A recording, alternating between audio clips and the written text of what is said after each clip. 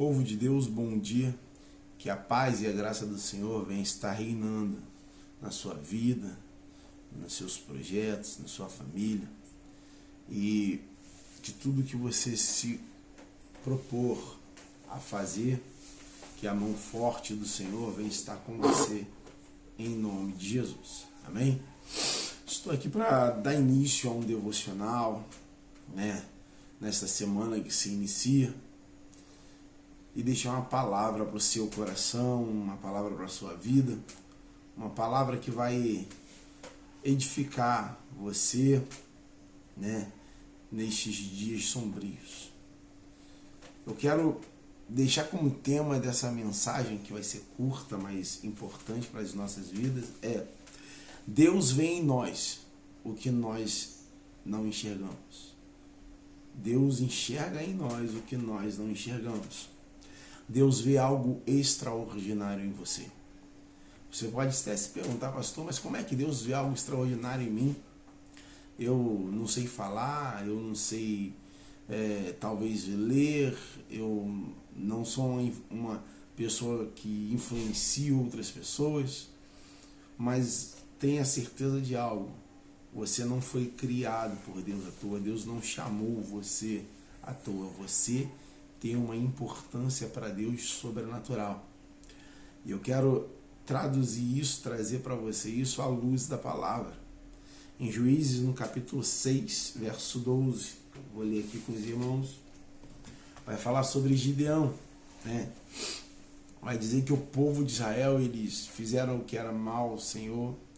Vai dizer que o povo de Israel estava fora e os midianitas estavam oprimindo eles. Então, toda vez que os midianitas subiam até Israel, eles destruíam tudo, que Israel estava produzindo, os seus rebanhos. Então, isso que aconteceu? O povo de Israel começou a empobrecer e eles clamaram a Deus. Deus então ouviu o seu clamor, e enviou um anjo até Gideão.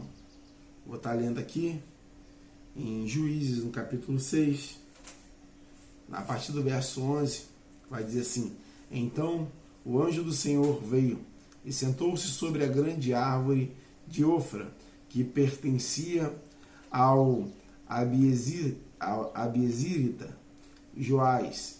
Gideão, filho de Joás, estava malhando o trigo num tanque de prensar uvas, para escondê-los dos midianitas. Então o Senhor apareceu a Gideão e lhe disse: O Senhor é com você, poderoso guerreiro. Olha que o adjetivo que o anjo usa para Gideão é falar para ele poderoso guerreiro, chamando ele de poderoso e guerreiro. Mas vamos imaginar a situação, aquela cena do anjo chamando Gideão de poderoso guerreiro, sendo que Gideão estava escondido, malhando trigo num lugar de prensar uva. Para que ele pudesse malhar trigo bem, ele deveria malhar o trigo num lugar aberto, para que o vento batesse e tirasse a palha. Mas ele estava escondido num lugar fechado, para que os midianitas não vejam e roubasse dele aquele trigo. Então, quando o anjo chega para Gideão e ele fala assim: você é poderoso guerreiro e o Senhor é contigo, Gideão ele não acredita. Gideão ele não se vê como tal. Gideão ele recebe essa palavra e talvez ele poderia até se perguntar: será que o anjo não errou de ter vindo até mim? Será que ele não desceu para falar com outra pessoa e está confundido? Porque se você for olhar no versículo 15, você vai ouvir Gideão falando para o anjo o seguinte texto: Ah, Senhor, respondeu Gideão, como posso libertar Israel? Meu clã é o menos importante de Manassés e eu sou o menor da minha família. Sabe, Deus via Gideão como um poderoso guerreiro. Gideão se via como pequeno, como parte do menor clã e ele sendo o menor da família. Você talvez esteja se vendo como alguém que não possa conquistar, que não possa avançar, que não possa executar aquilo que Deus colocou no seu coração. Mas nessa manhã eu quero dizer que Deus, ele te vê como alguém que pode fazer tudo isso, porque ele não conhece só o seu exterior, ele conhece o que você não se conhece. Aquilo que você não conhece dentro de você, Deus já vasculhou, Deus já plantou, Deus fez crescer em você força e te capacitou para isso. Não só Gideão, como também Moisés e tantos outros na Bíblia, vai ver, vão se olhar e vão se sentir incapazes de executar uma missão. Mas Deus, ele é aquele que capacita a cada um de nós a executarmos a missão que ele planejou, sabe? Não se sinta inferior a nada, não se sinta inferior a ninguém, porque Deus é contigo. Quero também ler com você em Êxodo, né, no capítulo 3, verso 10 em diante. Você vai ver que Deus, ele chama Moisés, faz um chamado a Moisés, para que Moisés libertasse o povo de Israel, que estava oprimido na mão dos egípcios. E quando Deus fala para Moisés,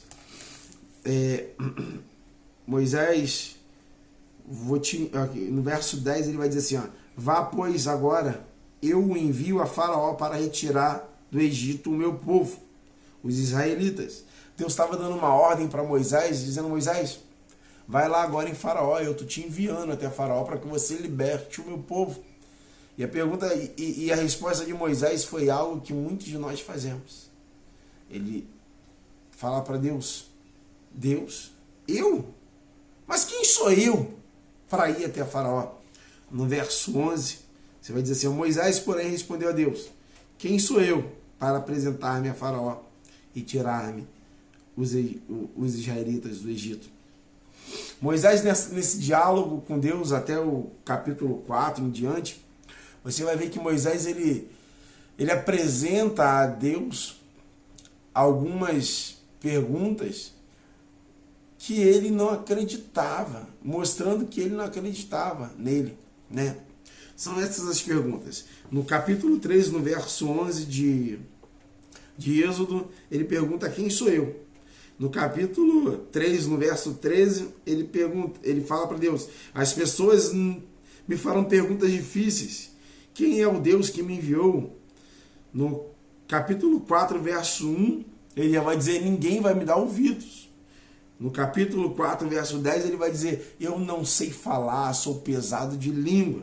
No capítulo 4, verso 13, ele vai falar, Senhor, mande outra pessoa. Sabe quantas vezes nós nos apresentamos a Deus com essas mesmas questões de Moisés, sem acreditar naquilo que Deus pode fazer através de nós? E em todas essas vezes que Moisés questionou a Deus sobre algo, Deus respondeu a ele, rebatendo ele. Quando ele falou assim, quem sou eu? Deus falou para ele, eu sou com você, Moisés. Quando ele falou assim, as pessoas me farão perguntas difíceis, perguntando qual é o nome do Deus que me enviou, você vai dizer, Moisés, que o eu sou te enviou. As pessoas não vão me dar ouvido.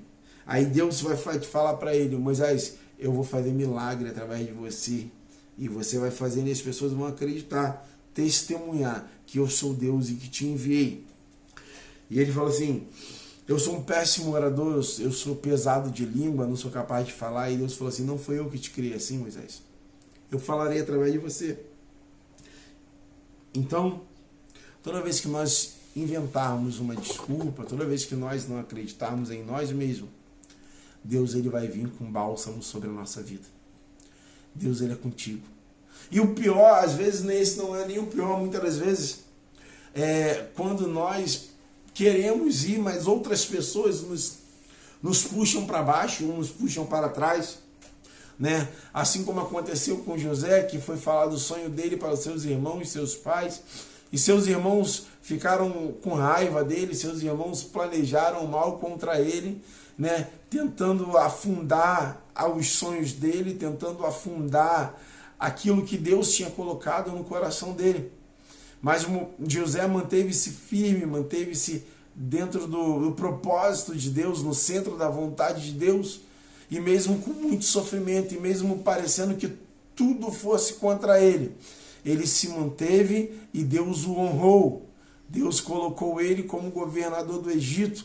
Os irmãos dele foram procurar ele para comer, para sair de uma situação difícil, mesmo achando que José tinha morrido. Deus, ele cuidou da vida de José e cumpriu sobre a vida de José a palavra que ele tinha, né? Com Davi não foi diferente. Quando Samuel chegou lá para ungir um dos filhos de Jessé, Jessé apresentou todos os seus filhos, menos Davi. Davi estava no pasto.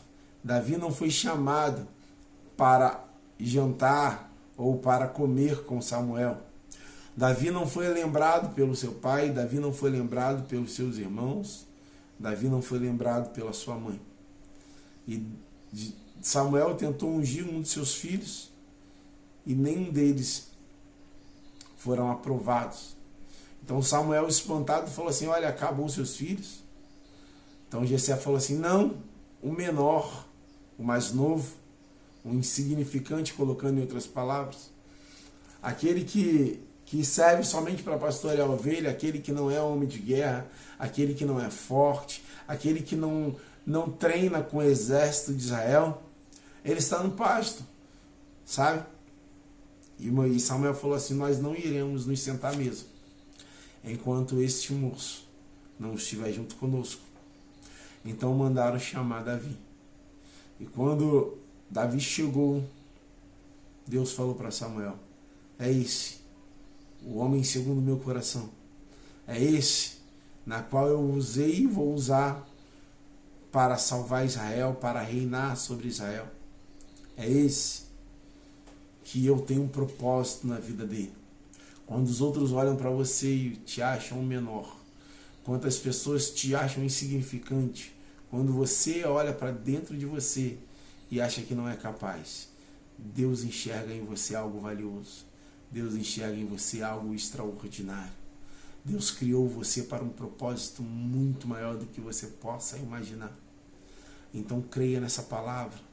Não desista, insista, persista, porque Deus é com você. Em todo momento que você se achar pequeno, lembre-se que Deus criou o mundo todo e liberou sobre nós, sobre você, a autoridade para reinar sobre esse mundo. Capítulo 8 de Salmos, no verso 6 a 8, o salmista Davi vai dizer o seguinte: tu o fizeste dominar sobre as obras das suas mãos, sobre os seus pés tudo puseste, todos os rebanhos e manadas, e até os animais selvagens, e as aves dos céus, os peixes do mar, tudo que percorre as veredas dos mares. O Senhor é Senhor nosso, como é majestoso o teu nome em toda a terra. Sabe, ele fala assim, ó, tu o fizeste dominar. Tu o fizeste dominar sobre as obras das suas mãos. Deus liberou o domínio sobre a sua vida, sobre as obras que Ele fez. Sobre você tem uma unção para avançar, para conseguir executar a missão que Deus planejou para você. Então não se sinta pequeno, não se sinta diminuído por nada e nem por ninguém. Você é um projeto bem sucedido que Deus colocou na face da terra. Então erga-se, levante-se e creia que Deus é contigo, Deus te fortalece, Deus te capacita e Deus te enviou para algo sobrenatural. Se tu uma bênção, receba de Deus vitória, receba de Deus unção, receba de Deus o melhor para a sua vida, em nome de Jesus. Graça e paz sobre a sua vida, reine, que o Senhor venha resplandecer sobre você a unção dEle, a glória dEle, e que aonde você estiver, como está escrito em Deuteronômio capítulo 28, que as bênçãos do Senhor venham te encontrar. Como está escrito em Isaías capítulo 1, verso 19, que você venha desfrutar do melhor desta terra, em nome de Jesus.